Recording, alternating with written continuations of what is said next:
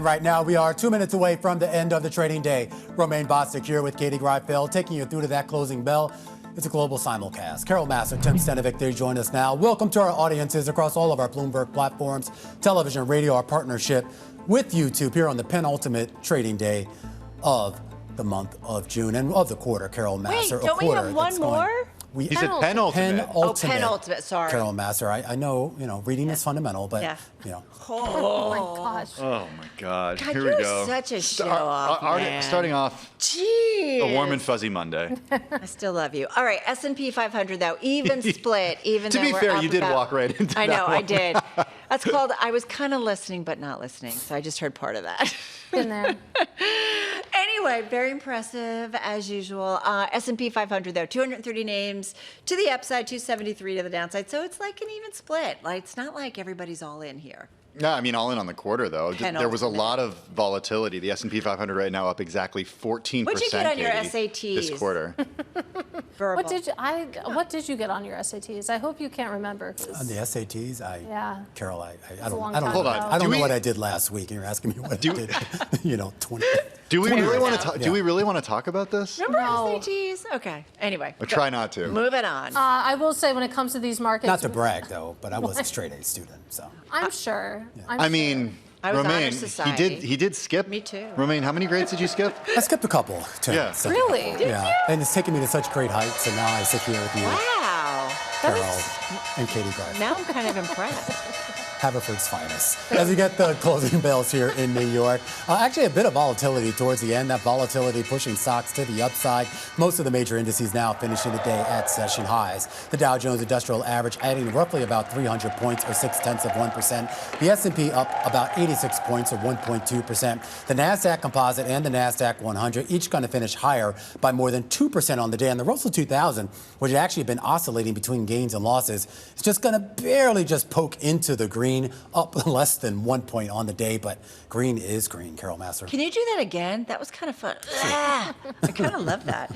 All right, back to the S&P 500. I said it before, guys. Kind of an even split, Katie. A little bit more downside in terms of the names down in the S&P 500, about 274. Well, it's an interesting divide when you take a look at the circle. You did have 6 sectors of 11 finish in the green. That is more than the 5 that fell. A lot of the big important ones gained. Information technology higher by 1.7% as a sector. Communication services higher by more than 3%.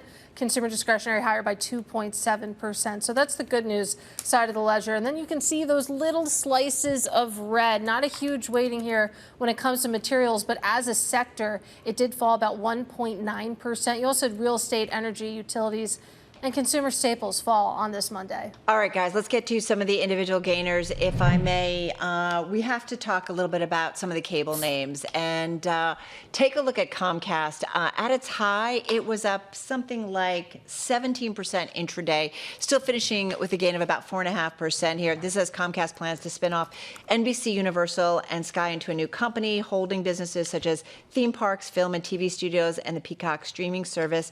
And then Comcast holding its original cable TV, broadband, and wireless businesses. I mean, the cable media industry is continuing to change. So you had Comcast again finishing off its highs, but up 4.5%. And I thought it was interesting also that you had Charter rallying big time, up about 9.4%. Some saying that Comcast's move could pave the way for M&A across both the connectivity and media businesses. That was a note from our BI analyst Geeta Ranganathan and Ravino Douglas. So we'll see whether or not Charter is in play. Wall Street Journal writing that Comcast News has investors betting on the prospect of Comcast acquiring Charter after the split's completion. So just kind of watching this space overall. Want to go over to the Bloomberg Mag 7 Total Return Index. We had 5 of the 7 names higher in today's session. So that average up about 2.6%. Mag 7 are down about 10% since May 28th, but up about 3.5% in the past 2 trading days alone. So we have seen investors moving back into that space, except for Microsoft and Apple. We've talked about Microsoft heading into their worst month in years. And then I could do SpaceX and Tesla. I feel like I should do them. So let's bring them up, both rallying in today's session. You had SpaceX up about 7%. You have Tesla up about 8.5%. Later late Friday, we got the news that SpaceX would join the Nasdaq 100 on July 7th. Not really news. We knew it was coming. And then there were a lot of tweets by Elon over the weekend. A tweet on Sunday that SpaceX Grok 4.5 AI model was perhaps better than products from Anthropic. And he also pointed out that the model was being used by SpaceX and Tesla. So another example of the deepening relationship between those two companies. And then I have to just throw in There's another more. one? Yes. Oh, okay. Because maybe even more interesting than SpaceX and Tesla is Rocket Lab, top in the Nasdaq 100, up almost 16%.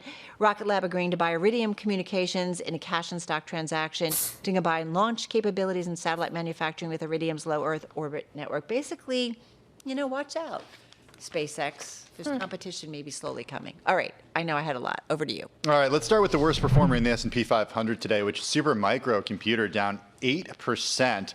Offices in Taiwan for the company were raided by government authorities. This, remember, it's part of this investigation into the alleged smuggling of NVIDIA chips into China using the company's servers. The investigation is part of Taiwan's crackdown on AI chip diversion, which with Taipei considering criminalization of exports of AI chips to China and fortifying its export controls to better align with the U.S. Supermicro shares, again, worst performer in the S&P 500. You can see when that news crossed just before 2 p.m. today. That's when it really took a turn lower, down 8% today. Verizon, for much of the day, in fact, was actually the worst performer in the S&P 500, but now among the worst performers today. Shares finished down by 5.2%. Shares fell after Bloomberg News reported that SpaceX and Charter have held executive-level talks about partnering on a consumer mobile phone offering that could directly challenge wireless providers. We got an update from Carol on that. Separately, Verizon also announced earlier on Monday that it expected to record a loss of about $700 million to $800 million in the second quarter.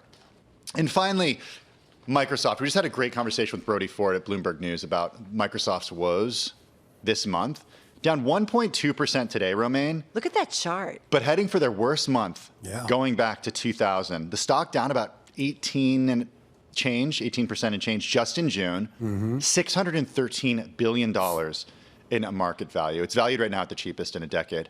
Yeah, a lot of questions here really about just kind of the software space overall and kind of whether Microsoft ends up being kind of the endemic representative of that.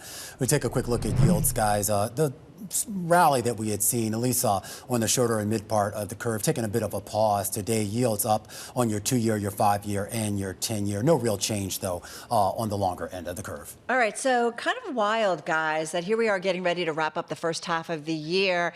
You look at something like small caps. I mean, they've really charged ahead in this most recent quarter, but we'll see what the jobs report holds, whether or not it shows wage pressures and whether or not there's some inflationary pressures as a result, and what that might mean for the next move by the Fed. I think, too, we can't forget about geopolitics and what's happening in the Strait of Hormuz. And there were a lot of questions about, okay, what does peace actually look like, and durable, sustained peace? And the president did make some comments from the Oval Office just a little while ago on oil prices and sort of on the latest when it comes to negotiations. But I think that's also a risk investors are feeling moving into the second half of the year.